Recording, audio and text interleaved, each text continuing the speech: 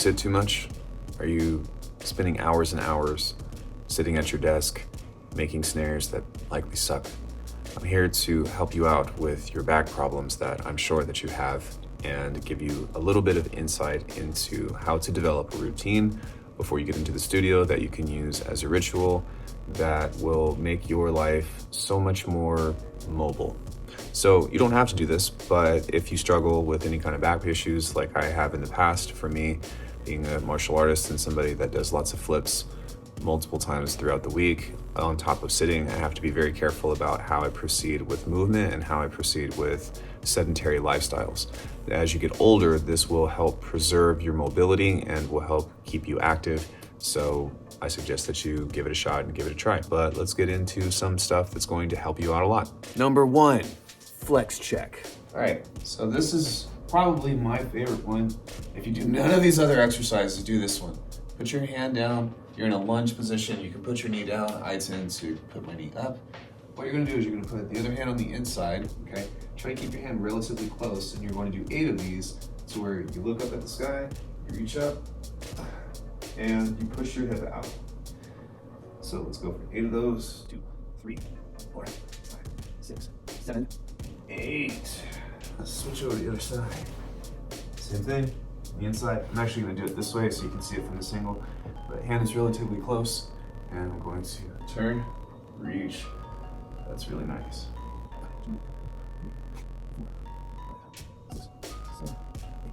Next one is actually just going to be a squatting position sit. You can use a chair or a wall or something to help you, but what we want to practice is our ankle mobility.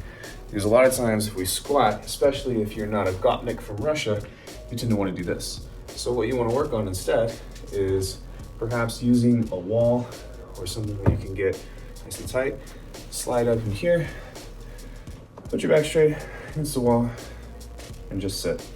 You want to try to have no space between your back. So it's very common for you to want to arch. It's also very common for you to want to lean forward like this, but you actually just want to sit here for 30 seconds or a minute, 2 minutes, whatever. I will say that the longer that you sit in this, when you come out of it, if you kind of just let yourself down and crawl, then it's going to save you a lot of potential injury.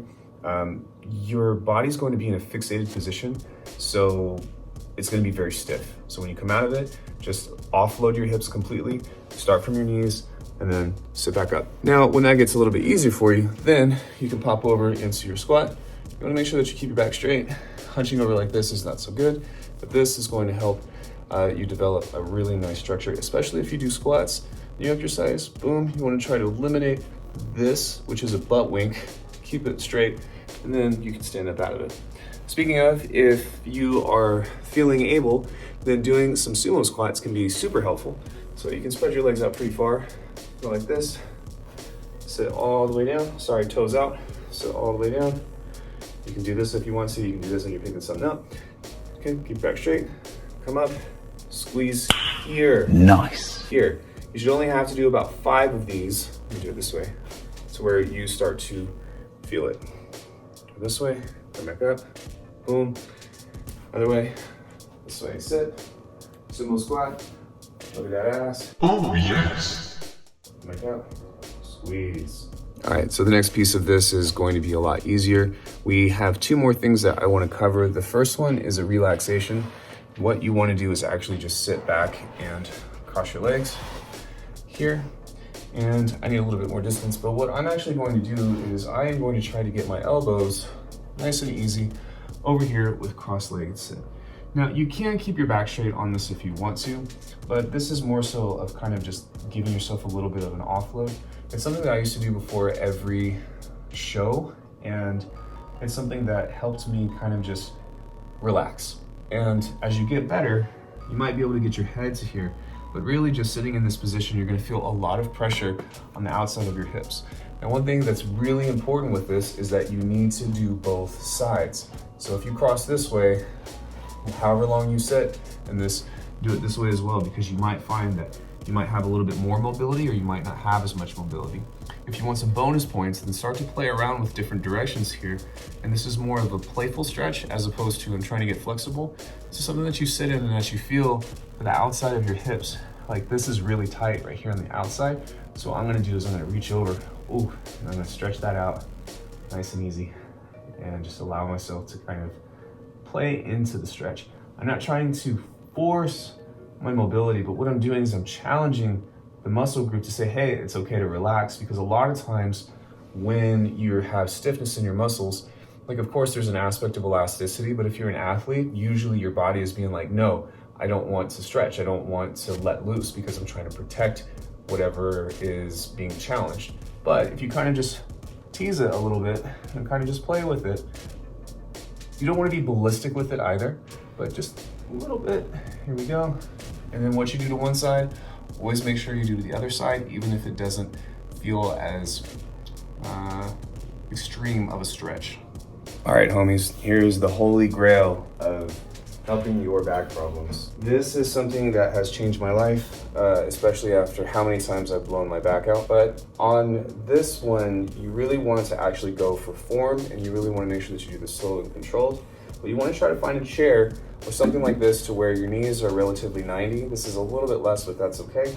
So what I'm going to do is I'm going to open up, and I am going to lean forward and try to get my abdomen to the chair. So I'm not going to try to hunch over like this, which I suppose if that's all you have, then work on the mobility aspect of it, because it's more about your hips than anything else.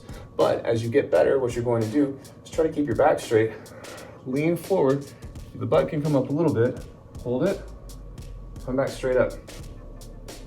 As you get better, you can utilize different weights, you can utilize different other challenges in order to make this more difficult, but I usually want to set this for like 12.